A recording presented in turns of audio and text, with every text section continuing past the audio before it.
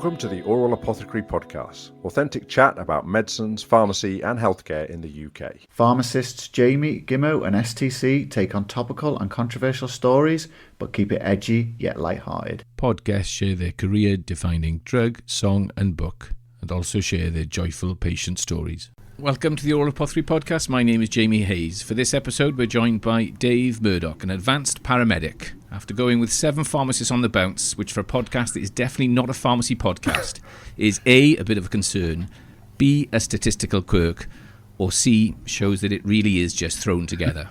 So here's an oral apothecary first. Dave is an advanced paramedic who's worked on ambulances, cars and helicopters. We will welcome Dave in a moment as he shares a drug for the oral apothecary formulary, his career anthem, and recommends a book for our library. Our micro discussion this week looks at safety netting in healthcare consultations. What is it and why does it matter? First, let me welcome my 2 fellow apothecaries. STC is in Bournemouth and Gimmo is in Cardiff. Evening both. Evening.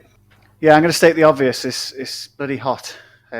So we're recording this in the middle of a second heat wave. So it's just, everything's just hard work, and it's not a night for podcasting. It's a night for sitting in the garden drinking beer, I think. But no, all been good. Been busy. I had an interesting day today. I sat through our pharmacy diploma students do a QI project, some of them. And so I sat through some of their projects today. They were fantastic. So projects on encouraging people to adopt IV at home, venous thromboembolism, risk assessments. But the one that interested me was anticholinergic burden. So no, for the lay people, I'm not sure I can explain that in 2 seconds, but it's basically an assessment you make of people's drugs to assess how much it'll affect their cognitive ability, and in particular in hospital, are interested in how that might affect the rate of inpatient falls.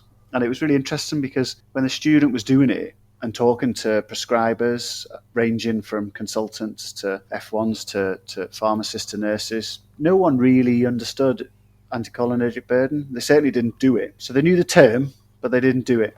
And I just thought it was interesting because I can recall us talking about anticholinergic burden and how it contributes to falls for years. And we have a massive problem in secondary care, don't we, with inpatient falls. So that was my foray into the pharmacy world today. And well, that's a bit that's a bit dangerous for you, isn't it? Foray into the pharmacy world. You're firing all kinds of acronyms you don't know. IV, intravenous. That's it. QI, quality improvement, for all the non-healthcare listeners. I had to get some CPD in before revalidation. Hang on, continuing professional development. The jargon monoxidometer has just gone. Was that cannabis oil that you meant when you said that, or did you mean some kind of behavioural therapy? CPD. Yeah, but anyway, more importantly than anticholinergic burden, which yes can affect your ability to fall and your cognitive function, but all clinicians will remember that the common things and the side effects of if the drugs cause too much anticholinergic effect is the acronym can't see, can't pee, can't spit, can't shit. I remember that one. Yeah, it's a goodie. Well, that can go in my CPD portfolio, and there's another acronym for you. No word of a lie. I had a medical student with me this week, and I used that acronym to him, and he laughed. He'd obviously not heard it. Well, if they're laughing, they're learning. Clear What have you been up to, STC? So I was just going to... I was going to say 2 things, but one was just I've had some nice feedback about the Big Balance Theory podcast that I did. A couple of shout outs, one on Twitter from Catherine Murray, and also people who will remain nameless who've contacted me saying how they enjoyed the podcast and they were glad that I was speaking out about mental health and how it had helped them, and they wish that more people had done it. So that was very rewarding. And the second thing I was just going to say was, Jamie, you're like this. You can't see now on video, but I, like you, have lots of books where I make lots of notes. So the Oral Apothecary had a book, and I have one side is the Oral Apothecary and the other side is my one less pill work. And guess what? I've just got to the last page tonight. So I've met in the middle of the 2 parts. And it says on the Oral Apothecary, I wrote on the front, the Oral Apothecary podcast in silver writing, November 2020, I've got written, authentic. Have you heard it yet? Jamie, Gimmo, STC, more edgy, and guess what my oral doppelganger is? Alan Partridge. Alan Partridge, that's right. Yeah. Well, enough from me. Well, I reminded you on the group, we're 40 episodes in now, so we should give ourselves a little pat on the back. Jane, what have you been up to? So culture from me. Look, I've been to the big city to see To Kill a Mockingbird in the West End. It was brilliant. And then And we haven't done this because there hasn't been Deathly silence. Hasn't been much travel in the show, has there? Really, because we've been, we started in lockdown, but then dined out in Broadway Market in Tooting, so just very close to St George's Hospital. But I highly recommend it. Broadway Market in Tooting. What an atmosphere.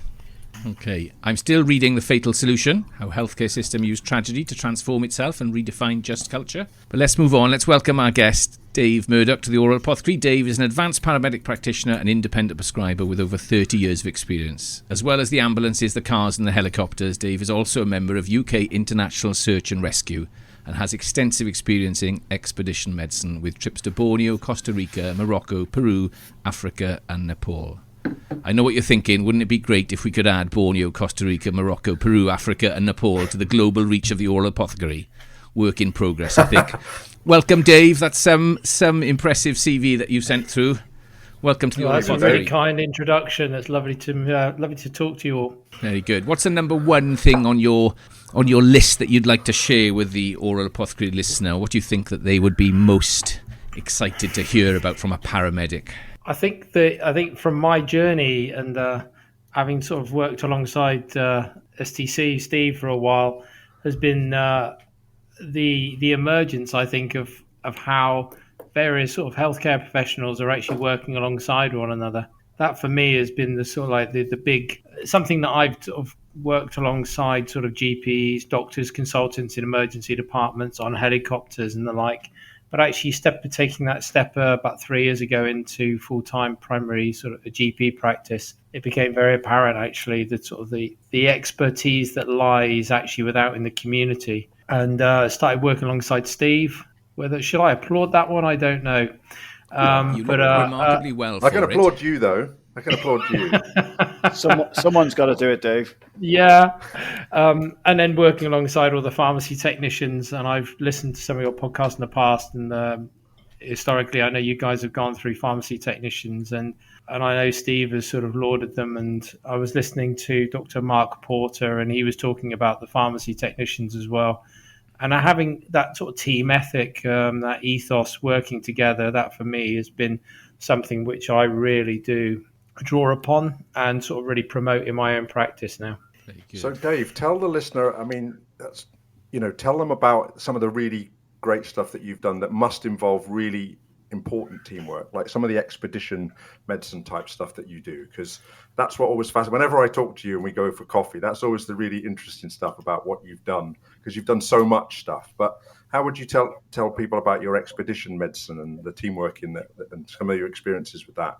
Yeah, Steve, so within the expedition medicine world, I've worked alongside GPs, expedition leaders, a couple of expedition leaders that have tackled Everest and led teams up there, others that have led trips through Antarctica and such things. And so I've worked alongside these guys and learned from them. And you realize from them that actually the team effort, although the team ethos, from an expedition medicine point of view, I think it's having that when you're really remote. Most of my career, when I'm working within the ambulance service, you're outside, you're on your own. When you come to resuscitate somebody, you come to treat them, it's just invariably either if I'm on my own in a car or I'm with a colleague in a helicopter, you suddenly sort of start to see things in a very, very different light. And then when you're thousands of miles away in the back end of nowhere, half up a mountain, say on Kilimanjaro, or in the back end of nowhere in the Andes in Peru, you then realize that actually you start to look at who you've got around. And before you know it, the skill sets that you're drawing upon aren't necessarily the first ones that you would think of in a Western hospital. I can sort of think of sort of some of the expedition leaders that I've lived and worked alongside in remote places.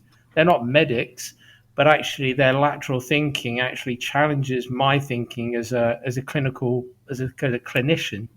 And it makes me stop and think that actually maybe I haven't got all of the answers, and maybe I need to start looking at increase my bandwidth. And often they've come up with the answers quicker than I've been able to come up with. When you're halfway up a mountain in the Andes and you look behind you, you're not looking for a pharmacist, mind either, are you? No, you're not. No.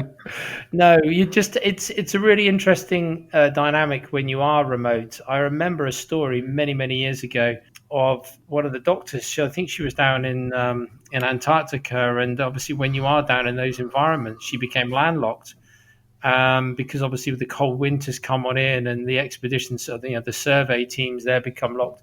And so she ended up needing to do some form of little operation on herself. It was a biopsy or something along those lines. So she actually went through the team there, and I believe she actually chose the carpenter in the end to actually undertake the operation because he was the most skilled with his hands.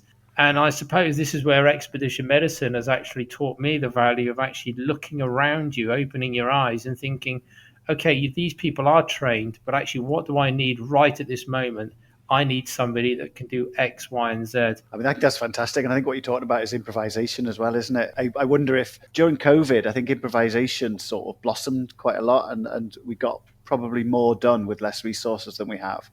And now you can see this sort of the systems and processes and sort of cloying bureaucracy of the NHS coming back, and it's stopping that. I mean, I'm not saying we should get the carpenters in to do operations, but I think with a bit more improvisation, there is a big waiting list. Well, exactly, with a bit more improvisation and lateral thinking, and that ability to sort of make decisions on the hoof, I think we could achieve miracles. Yeah, I've been very, very fortunate. I think that, I mean, Steve will know, I took 3 years out of my career within the NHS, and I volunteered to work for a humanitarian aid organisation in Central Asia, and it's a country called Kyrgyzstan. And often when you go out and you give your time up, and it was an unpaid role, it was all based on voluntary contributions. We worked alongside, and I was working for the government of the country, working for them, and the work was funded by the UK government, the American government, World Health Organization, and various other donors.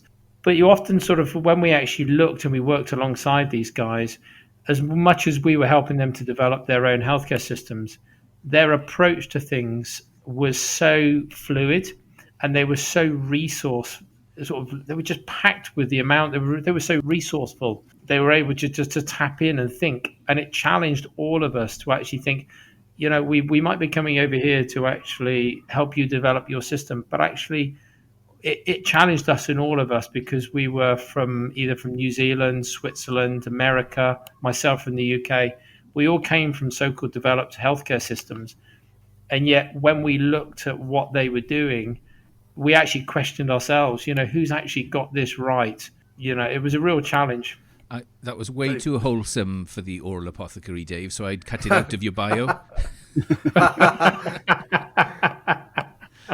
He's got some great stories about it, but obviously not for the podcast. But Dave, it's a bit like learned and lived experience, isn't it? We've talked on here before, when people talk about mental health, they go, actually, we can have learned experience, but actually lived experience. And I think what you're kind of saying there is that those people, that because they've had nowhere near the level of resources that you've had, they've learned through living through it to be resourceful with what they've got, that the other practitioners who are in the developing countries. Yeah, I would agree with that wholeheartedly. I remember we went out there with a mandate from the government to one remote village. It was right up on the Chinese border. It took us 2 days or so just traveling through remote countryside to get to that by 4x4s. And we arrived and we sat down with our translators, and we sat down, we spoke to the village elders, and we spoke to the medical people. And we said, look, ultimately, what do you want? Where are your healthcare needs? And we had this pro forma that we had already come up with, and we'd worked hard on this. And they said, could you build us a bridge? And actually, we all stopped in our tracks, and we were like, well, why do you want a bridge? And they said, well, we can look after ourselves if you build us a bridge, because actually 6 to 9 months of the year, we cannot get out of our village because the bridge has been washed away. So we have to wait for the dry season, or we ride by horse for 2 days through the mountains to get the sick to a hospital. So actually, we appreciate your offering to come in and do some training, but actually, if you could get somebody to build us a bridge, that would be what we need. Did you have your carpenter with you then? No, fortunately, no. But actually, I've turned into a dab hand at building bridges. Wow. So, that's co-production. That's co-production right there, isn't it? Last week we were talking about co-production. Debbie was talking about it. Having the patience on the pain pathway to work out how to make it better. That's stunning, really. It's such a good analogy. Were you going to say the same thing, Gimmo? No, I was going to say, coming down from Everest and back to Dorset. I suppose I'm interested in the role of a primary care paramedic, because you're on a similar journey to pharmacy, in that it's a relatively new role, and as part of that multidisciplinary team. So what's the day look like in primary care for a paramedic? Well, it's an interesting question, but I think that the answer to that would stem much like we understand the world of the nursing, that you have your nurses, then you'll have your nurse practitioners, then you'll have your practice nurses and your advanced nurse practitioners. It all depends predominantly on the level of qualification for that paramedic. So I'll just speak from a personal point of view. So as somebody that came in with a prescribing qualification and an advanced level practice qualification, I was pretty much drawn into duty team, which meant I worked alongside 2 salary GPs, 2 advanced nurse practitioners, and obviously Steve was there in the background to support us if we had any pharmacology questions. And then we saw everything that came in on that same day, or occasionally as the time went on, it was booked in the day before. And we just worked together as a team, and it worked very, very well. I was the only male on that team, so invariably, if patients were given the option, a lot of the men wanted to come and talk to me about personal male issues. But equally, I was able to sort of support my colleagues, so they were able to support me if I was faced with a female-led problem. Any age range, so newborn babies coming through, and it actually worked very, very well. The feedback that I had from my GP, so from the partners, my bosses, was they very much appreciated that actually my approach was very fluid and actually was one that showed that actually I could quickly adapt and think on my feet, which again is just an inherent trait within somebody that would be from an ambulance service pre-hospital emergency background. That's not that's not unique to me. That's just the bread and butter of a paramedic. It worked so well, didn't it, with all the different team members? Sorry, James. It's a cheap shot, it is, but I'm going to do it anyway. In amongst all that, you said STC was in the background, Dave. I find that very difficult to believe. Yeah, he was literally. Actually, he was in the furthest most reach of the surgery. Was he a nuisance? And actually nearest the window as well. So whether they would, why that was, I don't know. But no, seriously, the team is coming right across. Look, we've been on the call for 20 odd minutes, and the team side of things is, wherever you are in the world, is so important, isn't it? Yeah, it really was. I mean, I was very fortunate. I set up a training program in Cape Town with the search and rescue firefighters that I worked alongside, because they were just a tremendous, tremendous group of guys and girls. And working alongside them, if ever you want to see how men and women work together as a team, they were just typified how it should be done. No matter what job we ever faced, whether we were responding to the earthquake in New Zealand or out in Haiti or Japan with the tsunami, they just did it with a smile on their face 24/7, and they worked relentlessly hard. And if they were given a task, they just immediately turned around, smiled and said, yep, can do, let's do it. And so I worked alongside with those firefighters, and I had some contacts down in Cape Town. And so we put together a training package for them so that they could actually go down and work in the trauma centre in Cape Town, work out in the ambulances and get first-hand experience of major trauma. So working alongside those guys as well really typified how a team should be. And it was very humbling to see them and work with them. Dave, you've undersold yourself a little bit as well, because you used to do a lot of the home visits as well, didn't you? Which obviously is something, I guess, as paramedics, you're used to doing home visits. And Jamie, yeah, it is. Yeah, certainly within the. Yeah, it is certainly within the so the ambulance service. You're used to working outside. It becomes very much. It is fundamentally where you're supposed to be working out in the community. And then when I actually we sort of moved across into the GP world, it actually surprised me. There were some people that didn't want to work out in the community. Obviously, the GPs do, but it became very much a cornerstone and bread and butter for me to actually work there doing the home visits. And again, it was lovely to be able to offer that service to the team there. Yeah. So sadly, Dave moved on from that into more travel medicine stuff. So I don't get to chew the fat with Dave, because it was always such a great experience to talk about both clinical stuff and non-clinical stuff. And in fact, Dave led me into doing some legal work as well, which may crop up later. The Oral Apothecary is sponsored by Jamie Hayes Executive Coaching and OneLessPill.com. So, fascinating stuff, Dave. We haven't mentioned a medicine yet, so I think this is a good start for a guest on the Oral Apothecary. You know that there are 3 things that we want from you. This episode, I'm going to call it a memory-evoking drug, which was suggested by Timothy Dobbin. Quite like that. Also stands for med, obviously. So, Dave, you know the format. What would you like to offer to the Oral Apothecary Formulary? So, memory evoking drugs. Well, I'm going to go for one, but actually, I've got a couple lined up which actually do evoke a lot of memories for me. And I'm going to share one that actually interested when I listened to Mark Porter was furosemide intravenous. He very clearly articulated the fact that whenever he used to do home visits or go out in the community, he always used to load the bag up with IV ampules. And I can remember without fail, 5:30, 6 o'clock every single morning back in the early 90s, the phone would ring and one of the ambulances would get turned out to somebody with very wet lungs. And invariably, if you turned up at sort of 7 o'clock in the morning in your local ED department, there'd be somebody there, lungs bubbling away, high flow O2, invariably. And now I cannot remember the last time I actually carried IV furosemide around, and can't remember the last time I used it. So that was a memory evoking sort of thought. The other one that used to be almost a drug of choice was naloxone or Narcan, because we suddenly had a complete swathe of opiate heroin overdoses down on the south coast. So every day we were all signing out Narcan left, right, and centre. It seemed to be the drug of choice. But actually, for me, the one drug which actually I think it sums up my career is simply pure old oxygen. It's the one drug which actually I think fundamentally on a desert island discs type approach, it's the one drug I just couldn't live without.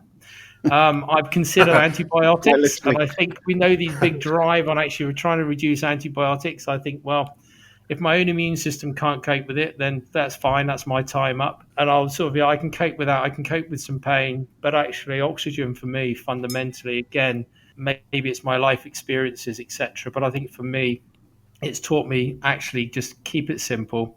And actually, so for me, oxygen for me is my drug. We were talking about this the other day, weren't we, Jamie? Was it with you? When I was a community pharmacist, pharmacists used to dispense oxygen quite a lot, and in particular deliver it to people. So it was always it's quite a memory evoking drug for me as well, because that was one of the times that you went out to people's houses was to deliver the oxygen, and you got to know the patients. You ended up doing little messages for them and little favours. And I always thought it was sad when we lost the oxygen contract in community pharmacy, because you lost much more than just the oxygen. You lost that that hands-on service. But I always remember oxygen was one of those marker drugs, I used to call them, where when you had long-term patients and suddenly there'd be certain things that they were prescribed or certain things that happened, and you'd get that sinking feeling. You think, oh no. And oxygen was one of them. When certain people were prescribed oxygen, that was when you saw, and you knew you had to pay more attention to that patient, and you were a little bit more worried about them. Yeah, I do remember. You might remember sort of, I don't know, perhaps one of you chaps will remember the date, but with the British Thoracic Society guidelines came in, suddenly we were all being challenged in our thinking about how much oxygen we are applying to patients.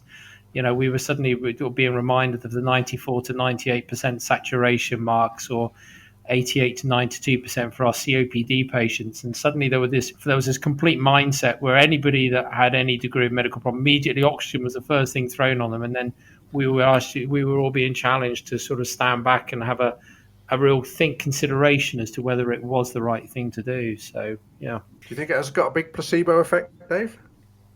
Oh, undoubtedly. Massive. Yeah, absolutely massive a placebo effect. Yeah, as soon as you bring that mask out, people start feeling better straight away. And I've a number of occasions, again, I'll put my hands up to this, where I've said, I'm delivering treatment, and I realised I'm seeing the patient improve, and I haven't even turned the thing on.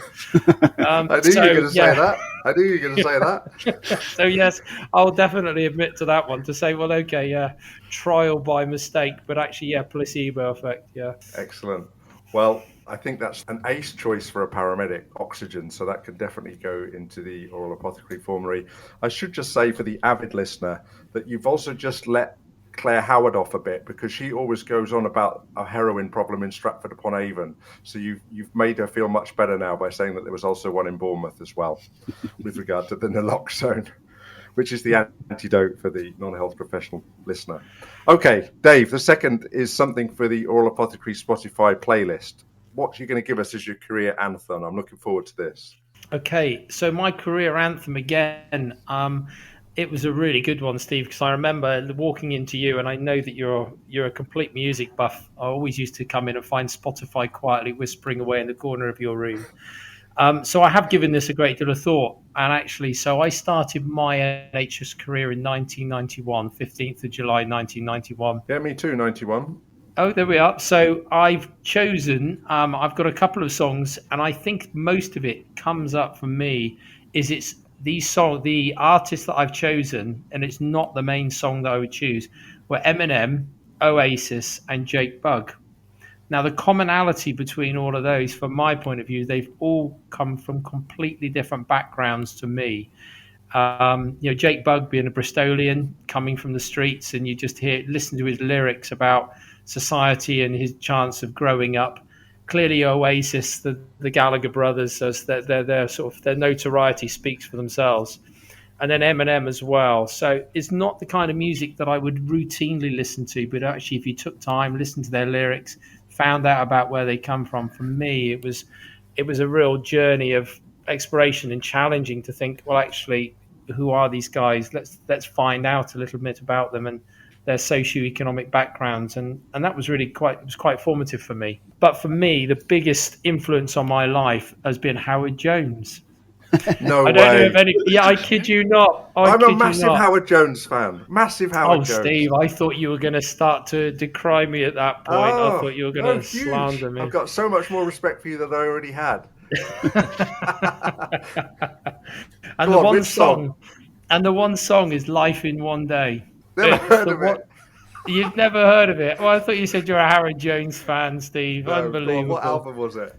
I can't remember that. I can tell you that it's the one song where you look at the lyrics and it's about emphasizing that actually we should take time to actually slow down in life and be very mindful of every opportunity that comes our way and just enjoy the here and now. And for me in my career, without sort of trying to put a downer on things, but when you're digging people out of earthquakes and rescuing people and administering medication, or you go to some road traffic collision or resuscitating a child or any of those moments, it over a 30-odd year career, you'd start to realize the importance and where the value of life really is. And so interestingly enough, when I actually reflected upon my song choice, I looked at that song and the lyrics immediately stood out. And I thought, yeah, that's why the song resonates with me. So, yeah, Howard Jones, Life in One Day. I listened to that when we finished. Yeah. Look, can I just take you back to July the 15th, 1991? I think Steve and I, STC and I, were in Ibiza in San Antonio, I reckon, on our graduation holiday with the rest of our houses. What goes on in Ibiza stays in Ibiza. But it sounds as if you weren't listening to Howard Jones, Steve. Well, that's where our career started to diverge, I think, Dave, at that point. Yeah. No, but joking apart, absolutely loved Howard Jones. I do know that song, I'm joking. But yes, I'm so glad you picked that. That's such a thoughtful choice as well. So Howard Jones, Life in One Day, straight into the Oral Apothecary Spotify playlist. Excellent. So Dave, the last thing you've got to give us is a book for the Oral Apothecary Library for the listener. So what would you like to offer? Well, again, these are I'll share my thoughts with you. But the first book that leapt out at me was Ranulph Fiennes' Mind Over Matter. As somebody with an adventuring spirit from a very young age, obviously my father used to dangle me off cliffs with on ropes. Yeah, we were climbing; it wasn't punishment. So that his mindset and his willingness just to push on and think, actually, as the book says, mind over matter, was always inspiring, and I liked his mindset. And then, interestingly enough, I then sort of got into, and you'll always remember, I would imagine, this Andy McNabb Bravo 20.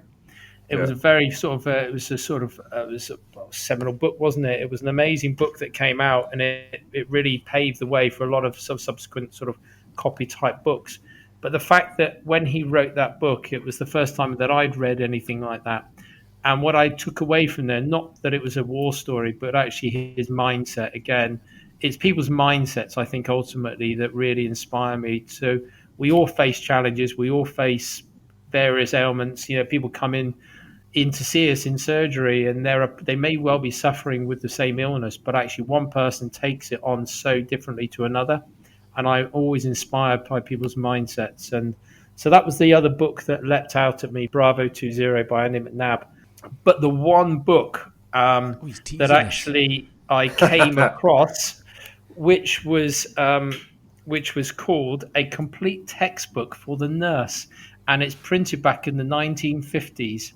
And the reason why this book actually meant so much to me was it was given to me by my mother. And she was, when she did her nurse training, she handed this on when I joined the ambulance service in 1991. She said, well, I think this may well be useful for you. And I bet it had oxygen in it. It did, yeah. And I kept hold of that book and every now and then I used to dip into it as part of my studies, and I referenced that book and I did drawings from it and did all sorts. So that little pocket book has absolutely stayed with me through the rest of my career, and it still sits on my bookshelf now. So that's the one book which actually means a lot to me. It's got relevance to my profession, but it means an awful lot from an emotional point of view because it belongs to my mum. Wow. Excellent. Brilliant. Who's the author? I will, if I can see this, I will tell you. It's Ballery, Tyndall and Cox. It's the 6th edition, mind you. And yeah. I've just found one on eBay. Yeah, it's the Tell me 4th it's worth edition. some money. Okay. It's pre-titled Aids to Tray and Trolley Setting. Wow. You've got a different, yeah. I've got Aids to Anatomy and Physiology, actually. So yeah. So there must have been a series of them. I'll hold it up for you them. all to look at. It's moth-eared and used, and there we go. Okay, a complete textbook for a nurse. Excellent. Great stories, Dave, and I know you put a lot of thought into those, all of those. I'm surprised Jamie didn't get quite irate because if people are trying to offer more than one, he usually goes off on one, but he didn't. So he's done it with such skill, which we will have to look out for this with our future guests. We can't let them do this again, but he's done it with such storytelling. That's the skill that you get with Dave. And so, yeah, great effort, Dave. Great choices. I think it's me again on the micro discussion this week. And we haven't talked too much about medicines, I suppose, but we thought we'd keep with the theme from last week where we were talking about communicating risk, where we were talking about the patient decision aids that have come out from NHS England. And so this sort of is in the same realm. And with Dave's background in particular, and although Dave was joking, I am part of the duty team, so I also have to talk to people on the phone and see people face to face. And you have to get into this end of consultation, essentially. And there's this idea of what's called safety netting in primary care. And so this is a study that looks at, it's called Optimizing GPs' Communication of Advice to Facilitate Patient Self-Care and Prompt Follow-up when the diagnosis is uncertain. Now, Dave and many others who work a lot of time in duty in general practice are very, very skilled at this. And Dave also works on legal cases, so we'll be very, very aware of this. So I thought this was a good paper for us, and you in particular, Dave, because this has only just been published in the BMJ Quality and Safety. An academic group from the Nuffield Department of Primary Care at University of Oxford, led by Claire Friedman-Smith, have actually gone into the literature and looked into the literature to see what they can find about safety netting and how they might be able to design something that will be helpful. And they do go on to explain that this is not just for GPs. This is the wider primary care team that we've just described. And it even says in the paper about community pharmacists. So anybody that's giving advice about where there's diagnostic uncertainty and what you have to do to almost close the consultation so that you can safety net, in inverted commas, the patient. So Dave, why don't you kick us off on this? What did you think? I found it a really interesting paper, and the reason why I find that the whole subject actually really interesting is working backwards. You mentioned about doing the medical legal work. I have done a couple of litigious cases which have actually hinged on the advice given to patients as their assessment was closing. And the barristers have actually pulled up on this, and they've raised questions completely pertinent to safety netting to say, do you feel the level of safety netting was appropriate in this circumstance, given that the patient was discharged with advice that actually, if things worsen, then do come back. Do you feel that was valid enough? Do you think that was thorough enough? So actually, it's an area of clinical practice which actually has real relevance. But personally for me as well, something that's been really drummed into me. So I'm coming from a pre-hospital background where you either discharge somebody on scene, as was the case towards the end of my career, where you're trying to manage people and direct them down different care pathways, or you then take them straight into the emergency department, which actually, if you take them to the emergency department, you hand the patient over, end of. Job done. But actually, yeah, it is job done. But actually, if you're managing them in the community and you're then taking that clinical responsibility upon yourself, then you're actually denying access to somebody else that may well be able to offer a different opinion. So you therefore need to be incredibly robust in your decision making.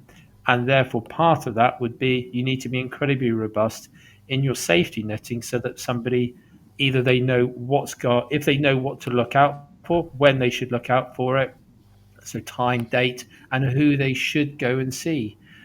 So yeah, real relevance in clinical practice. So I thought it was really interesting as well, Steve. It was a good choice of paper, and I think safety netting is a really interesting one in it. And I think you've just hit the nail on the head there, Dave. Is that there's two elements to safety netting. There's a genuine safety netting, but when it's taught, and I've sort of had limited experience doing some work with 111, is you are actually as a clinician taught to put yourself in that court and sort of saying you need to be able to sort of cover yourself, I suppose, if these questions come up. So in a way, it's retro taught to think about court as opposed to, and I think that's what this paper was saying to me was safety netting is good, but we need to do it properly, and it brings it back to shared decision making, doesn't it? It's bringing it back to safety netting shouldn't be just that legal sort of cover your backside type approach. It needs to be part of the shared decision making, the whole shared decision making process, which we've touched on in previous episodes. Yeah. Jane, what did you think? Yeah, I found it interesting. I always like it when we deconstruct the consultation. That's what we're doing, isn't it, really? That patients and many of the listeners to this podcast will go and see their healthcare professional, their clinicians, and they'll have a conversation. Hopefully they'll have some dialogue. We're hoping for some shared decision making. But when we look at the academics and the way that they deconstruct what's actually going on there's so much going on, isn't there? It reminds me of, and I think Dave just touched on it a little bit, the patient doesn't come back. So I used to do this in a very flippant manner in a workshop pre-COVID, really, is that, what's the outcome that we work on in primary care? Good prescribing today? Did it go well? How do we know? Well, they didn't come back. And so I was going to ask the two clinicians on the line, what about medicines and safety netting? Is there another specific thing that goes on there as well? So a lot of this talk of safety netting in the paper is around diagnosis and uncertainty around disease, but what about when you're prescribing things that we don't know, that a patient may or may not respond, they may or may not get a side effect? How does that look like? Yeah, I think that's a very, very good question. And that's one, when I did my prescribing course, it was drilled into us to actually make sure that if you do prescribe a medication and you give it out to them, that they know what to look out for, the side effects, where to actually look for that information. So looking in the information leaflet that will accompany the medicine, know specifically how long they should be doing for. But then when you actually get to a busy GP 10-minute consultation where they're coming through the door, it's a challenge to actually be honest with ourselves, to actually say how many of us have actually, as part of our consultation, have actually been that thorough to go through it. And it's a question each of us need to ask ourselves, because certainly from a litigious point of view, if something goes wrong, you then need to say, how did you justify that? And where is it documented in your notes that you've had that conversation with the patient? Yeah, I think it's exactly the same, Jamie. So it's exactly the same. So I had a lady today, and our plan was she wanted to take less medicines. We talked about removing one of the medicines that she was taking, that she'd taken for years, where there was no good indication for it. But I talked them through, okay, we'll have to halve the dose, then we'll do this. This is what I want you to look out for. And if this happens, then go back on it. And if this happens, then get back in contact. And then this whole idea, as you said, Gimmo, that's why we picked the paper, because what these academics are saying is it is the same process as shared decision making. And what their conclusion is that people are more likely to follow the safety netting advice if they understand what it is, why it is being used, what the actions are, and who holds the responsibility. And that is exactly the same. But then the paper is also very fair because it says this is potentially, like Dave's just said, this is potentially a problem, however, in a 10-minute consultation where you don't have time. And as people have more and more problems and they've got multimorbidity, and they say that on average, I think it's people want to talk about 2.5 things in a consultation. So in other words, the time involved to do all of the other stuff and then to do the bit at the end is a challenge. But what they're saying is that just like shared decision making, potentially you'll get a better outcome for the patient if they understand and are involved in the process of safety netting. And I think I would agree with that. And Dave, I don't think I'm giving away any trade secrets, or we can edit it out. But I know that you once told me that because it's something that you take so seriously, and because you and I both do legal work, that you almost have like a series of almost like cut and paste documents where you can use them and then adjust what you've said to the patient you've just seen, so that it reminds you and you know that you've documented it fully. That's what you do, isn't it? Yeah, there was. Yeah, I mean, in certain instances, I always keep a little Word document open so that my standard, the standard sort of spiel that I would do, I can just copy and paste that from my Word document straight into the patient's at the bottom of their notes. One that actually always reminds me to ensure that I've gone through that with the patient. But secondly, it shows that actually I've been robust. So when you actually retrospectively look at my notes, you can see that actually I did give due consideration to that point. Yeah. Question for you. What if we don't get safety netting right? What if it doesn't go well? Well, you've got a complete spectrum of things, haven't you? So at the beginning, it talks about, and I really quite like this, and it said, people attend primary care with undifferentiated symptoms and signs that could represent benign, self-limiting illness or serious disease. Primary care clinicians have to balance identifying serious illness with the need not to overwhelm specialist services, as Dave said, or subject patients to unnecessary, costly, and potentially harmful investigations. The test of time, in inverted commas, is a useful consultation technique, allowing symptoms to develop or recede, or the suitability of treatment to become apparent. The test of time, however, risks harm to the patient if not used alongside safety netting. So I've been fortunate over my career to observe lots of consultations as part of the various research projects that I've been involved in, and I've certainly sat in on a few surgeries where I've listened to the safety netting and I've thought, oh, that's been interpreted completely differently. They're going to go out here and they're going to make an appointment to come back as soon as they can. And it wasn't, again, I've sat in on complete morning surgeries where that particular, the phrase and the language used, and seeing the sort of dialogue between the patient and the clinician, and that's the flip side of that, isn't it? I think that's what I was trying to say, Jamie, is that if you tag on a checklist at the end of a consultation, there's a risk that you're just tagging on a checklist at the end of a consultation that covers you in a legal situation that could totally distort that whole shared decision-making process that you've just been through. And I think that's how I read the paper, was that's the risk with safety netting, is that we're just tagging it on instead of more thoughtfully sort of integrating it into the whole conversation. So they go on to say that, don't they? That it's more than something than a 90-second thing at the end of a consultation. Yeah, I mean, when I read through that paper, there were 15 recommendations towards the end of the paper. Now, I know practically you're not going to get through 15 recommendations verbally in a 10-minute consultation when they've already spent a minute or so explaining what's going on. So you're now down to 9 minutes. You've got to examine them. But actually, if you can take certain points of those away and tailor them to your patient, then for me, that was the take-home message. Yep. And that's why, referring back to what Steve was saying, is that, I sort of use the cut and paste model, but I will completely adapt that to the patient. Yeah. So it's not. So if you were to go back through my notes, and I have done, none of them look the same. They all look, but they're specifically tailored to the patient's needs. And it's like a crib.